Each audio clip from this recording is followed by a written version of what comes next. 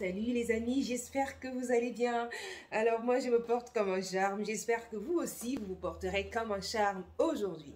Alors moi je suis très heureuse aujourd'hui parce que je viens vous parler d'un thème qui va vous intéresser puisque j'ai appris ces derniers temps que beaucoup veulent faire de l'immobilier en Afrique et veulent faire des Airbnb, et comme c'est notre cas, donc alors moi je vais vous donner l'expérience par laquelle nous sommes déjà passés. Alors vous me voyez toute pimpante, je sors d'un événement, donc voilà, généralement pour des événements, je suis vraiment toute pimpante, tranquille, pour être à la hauteur de ce qu'on attend de moi, de chanter, rendre simplement vos événements beaux. Dans le gospel, bien sûr, bien sûr, bien sûr. Alors, j'en profite justement parce que ça me trotte à la tête depuis un certain temps. Je me dis, ah tiens, beaucoup de gens veulent faire de l'immobilier et je ne sais pas généralement comment s'y prendre. Je me suis dit, ça va certainement vous intéresser que je vous parle des inconvénients et des avantages des Airbnb. En Afrique, les locations meublées sont considérées comme des locations plutôt un peu style B&B, où on est là juste pour un peu de temps et on s'en va, contrairement en France où c'est carrément un bail qui est signé pour un temps avec bien sûr pas mal d'avantages pour les propriétaires. Maintenant, qu'est-ce que je vais vous apporter de nouveau sur par exemple les Airbnb? Cette vidéo est essentiellement focus sur les propriétaires et non pas vraiment sur les voyageurs qui viennent occuper les logements. C'est quoi un Airbnb? C'est une plateforme de réservation en ligne qui te permet donc de mettre ton annonce et de faire en sorte que tu puisses faire des locations occasionnelles, des saisonnières. Ça peut être 1 jour, 2 jours, 3 jours, ça peut être pour un peu plus de temps. Donc ça dépend également de toi, ce que tu veux en faire. Est-ce que tu veux que tes locataires, est-ce que tu veux que tes voyageurs durent un peu plus longtemps chez toi ou pas? Tout cela est c'est codé. Tu peux pouvoir coder cela dans la plateforme. Je ne suis pas du tout agent immobilier. Je vous parle de la vie, de ce qu'on aurait rencontré. Simplement des retours d'expérience qui peuvent vraiment vous aider. Vous savez, à force de faire quelque chose, on devient experte sans le vouloir forcément.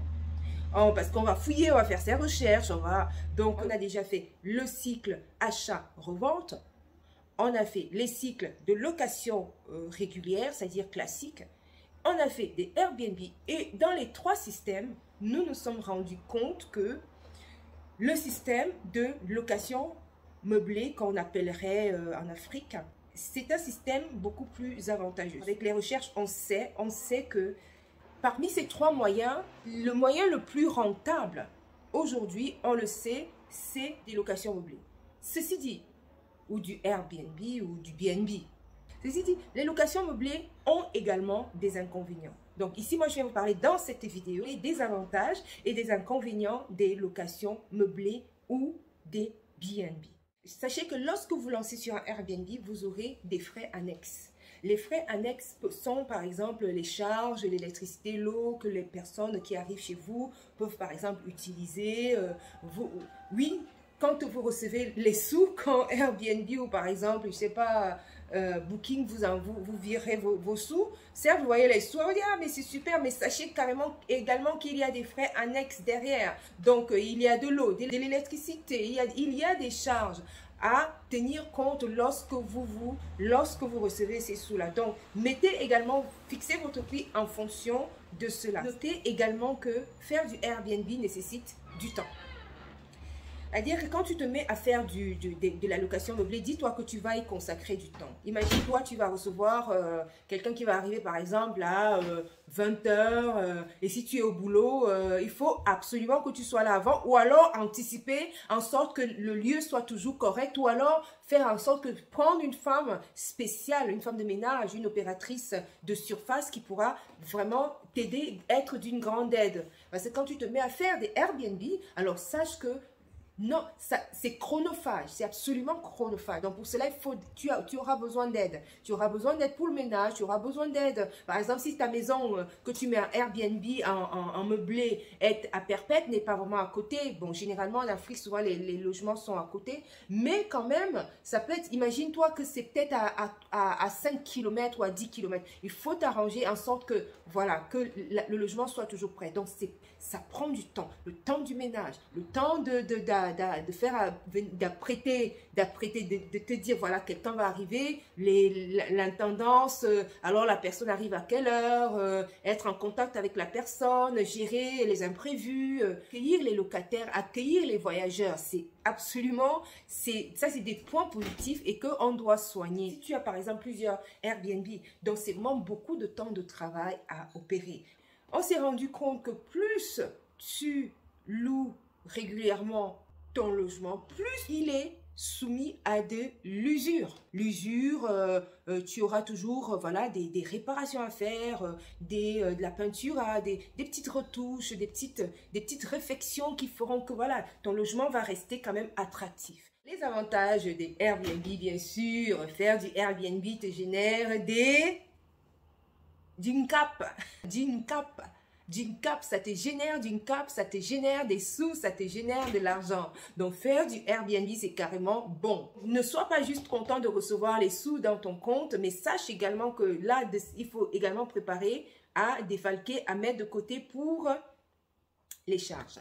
Alors, maintenant, en dehors, bien sûr, d'une cape, on appelle le Cameroun l'argent, c'est le cap. L'avantage également, c'est de pouvoir accueillir, c'est-à-dire on est dans quelque chose qui fait du bien à l'âme, pouvoir faire du bien, pouvoir accueillir des gens chez toi, pouvoir accueillir des gens pour passer du temps chez toi, pour leur montrer ton beau, tes beaux espaces. C'est magnifique. Surtout, c'est gratifiant quand vraiment les voyageurs sont vraiment, se sentent bien chez toi. C'est gratifiant que les voyageurs soient à l'aise. Ça, c'est encore d'autres phases parce qu'il faut vraiment que les voyageurs soient à l'aise. Il faut vraiment tout faire pour qu'ils soient à l'aise. Donc vraiment, et c'est vraiment gratifiant de te dire, ah, je rends les gens heureux, je fais en sorte que les gens se sentent bien. Bon, après, il faut savoir aussi, voilà, ce qui est quand même bien, c'est que tout est contrôlé, l'identité de la personne est contrôlée, enfin bref, il y a pas mal de choses qui sont quand même contrôlées. Après, si tu passes de bouche à oreille, là, il faut quand même faire attention, moi je dirais,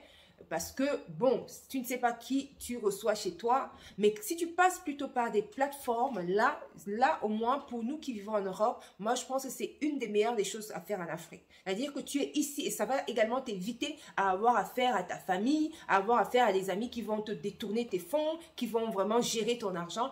Non. Vaut mieux que tu le gères à partir d'ici et notamment dans des plateformes et là tu es en sécurité. C'est-à-dire tu reçois directement les sous de chez toi. Tu reçois directement les sous sur ton compte et ça ne va plus occasionner des problèmes avec tes frères, avec tes sœurs, avec la famille qui voudra contrôler ton argent à toi que tu as travaillé, hein. Donc ça va générer des problèmes avec votre famille. Donc moi je vous conseille de passer carrément par des plateformes. Au moins, les plateformes, non seulement là, c'est la sécurité, tu es sûr de qui tu reçois, enfin, du moins, tu sais où tu peux l'attraper parce que là, tu te tournes contre Airbnb, par exemple, ou contre Booking, enfin bref. C'est un peu comme ça, à l'air libre, tu ne sais pas qui tu accueilles chez toi. Ah, moi, je mettrai un bémol. D'ailleurs, je ne ferai pas ça. L'avantage également, c'est que l'argent qui arrive chez toi est sécurisé. Les impayés, c'est-à-dire que tu n'auras pas des impayés, par exemple, ça n'existe pas. Quoique, sur le système Abritel, on a déjà eu un impayé. Airbnb, au moins, tu es assuré que l'argent t'arrive directement. L'argent, le cap te vient directement sur ton compte, donc tu n'as pas besoin, les impayés, ça n'existe pas. Contrairement à une location classique qui génère souvent des impayés. Souvent, non seulement les impayés, si on ne peut parler que de ça, franchement, ça génère également, oh là là, mon Dieu, si je vous raconte nos épopées, oh là là, des locations classiques où on arrive dans un appartement, on trouve tout l'appartement en noir, peint en noir. Peint en noir, vraiment.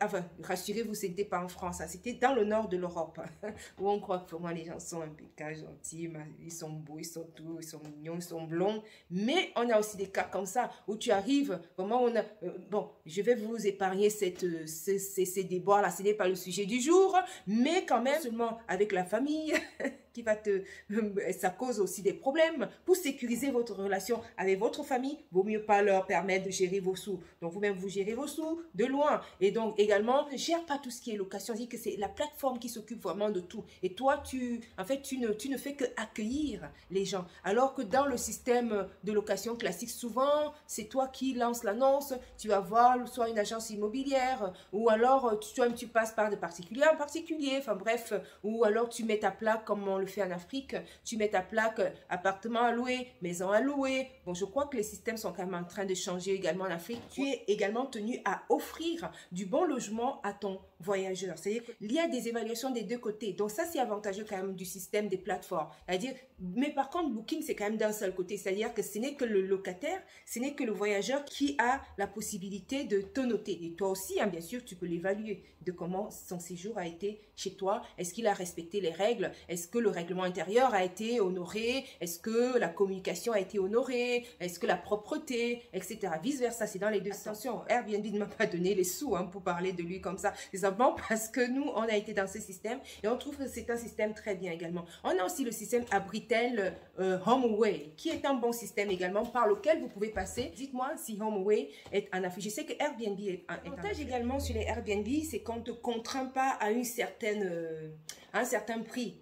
C'est toi qui décides, par exemple, du prix que tu vas donner sur ton logement. Mais par contre, là, il faut faire très attention parce que si tu fais des excès de tarification, ça risque de te retomber dessus parce que s'il ne ressemble pas à ce que tu détailles ou alors s'il ne correspond pas vraiment à l'offre que tu en fais, attention, ça risque de te retomber dessus parce que tes clients, parce que tes voyageurs ne seront pas contents de payer autant cher alors que ton logement ne le vaut pas. Donc, généralement, certes, ta tarification est libre, mais fais attention à comment tu tarifies.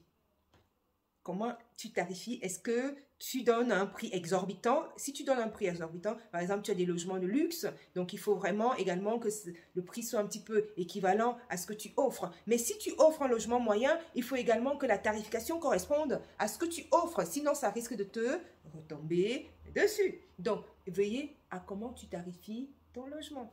Je vous aurais donné les inconvénients et les avantages d'un Airbnb. Alors maintenant, pour les locations classiques, bon, ça aussi, vous en savez, ça peut être également, mais on a d'autres avantages, d'autres inconvénients. Attention, les Airbnb sont imposables. Si c'est en France, attention, c'est imposable. Mais en Afrique, c'est encore relativement libre. Les États n'ont pas encore vraiment légiféré dessus. C'est totalement, complètement, souvent libre hein, sur beaucoup de choses. Donc, on a encore vraiment un grand champ libre de faire du bon cap, quoi. Allez, je vous dis à très bientôt sur une autre vidéo. Likez la petite cloche là. Vous voyez la petite clochette rouge qui est juste là. Un petit clic dessus nous fera un grand bien, vous voyez. Allez, et on ne vous le dit pas assez, hein, donc voilà, bon... Pour une fois, si vous pouvez le faire, hein, ça nous fera aussi un grand plaisir hein, quand même. Hein. C'est bien de venir comme ça pour prendre des informations et pouvoir les emmagasiner pour vos business, pour vos choses. Hein. La moindre des choses, hein, quand même, c'est de faire un petit partage, un petit j'aime, hein, quand même. Hein? Non, non, non, vous ne le trouvez pas hein? Donc moi, je prends mon temps là pour venir vous parler des choses et même pas un petit merci par une petite cloche. Hein? Allez, ciao, ciao. À très bientôt.